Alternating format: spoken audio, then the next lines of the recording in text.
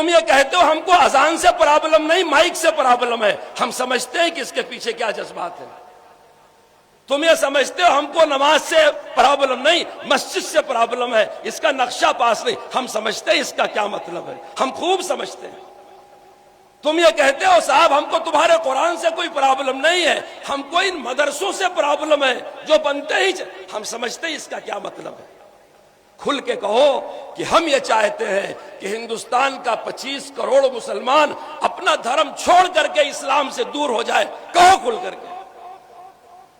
مجھے یقین ہے اس گئے گزرے زمانے میں بھی میری قوم کا ایک فرد بھی مرتد ہونے کے لیے تیار نہیں ہے۔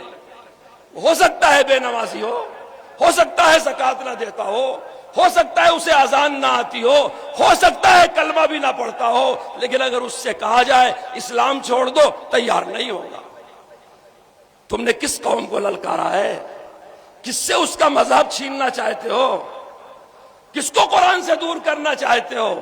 شاید تمہارے سازش کرنے والوں نے غلط اندازہ لگایا ہے۔ میں بار بار کہتا ہوں کہ مجھے فخر ہے کہ میں ایک بہادر قوم میں کام کر رہا ہوں۔ میری یہ قوم 25 کروڑ مسلمان جو شہروں سے زیادہ دیہاتوں میں پھیلے ہوئے ہیں، جن میں مالدار کم غریب زیادہ ہیں، مزدور زیادہ ہیں، جو آج چند سالوں سے حالات کے انگارے پر ہے، لیکن کیا مطلب ہے کہ اسلام چھوڑ دے؟ ممکن ہے کوئی میرے جیسا مولوی صاحب ڈر رہا ہو، ممکن ہے کوئی پڑھا لکھا آدمی ڈر رہا ہو، لیکن عام قوم کا حوصلہ بلند ہے۔ اس لیے قوم کی اس جرات اس استقامت کو جمعیت علماء سلام کرتی ہے۔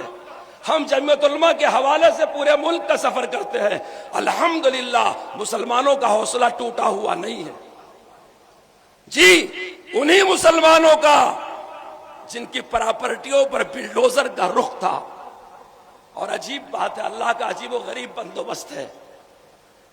جمعیت علماء جس نے ملک آزاد کروایا، ملک کی تعمیر و ترقی میں حصہ لیا، کبھی سوچو مدرسوں کو ٹارگیٹ کرنے والے، کبھی سوچو کشمیر کو ترشیدہ بدن کس نے دیا ہے، بھوپال کو انداز سخن کس نے دیا ہے، پنجاب کو فصلوں کا دہن کس نے دیا ہے، یہ لال قلعہ تاج کوہن کس نے دیا ہے۔ تاریخ میں ہم چاند ستارے ہی ملیں گے، پتوں پہ سبھی نام ہمارے ہی ملیں گے۔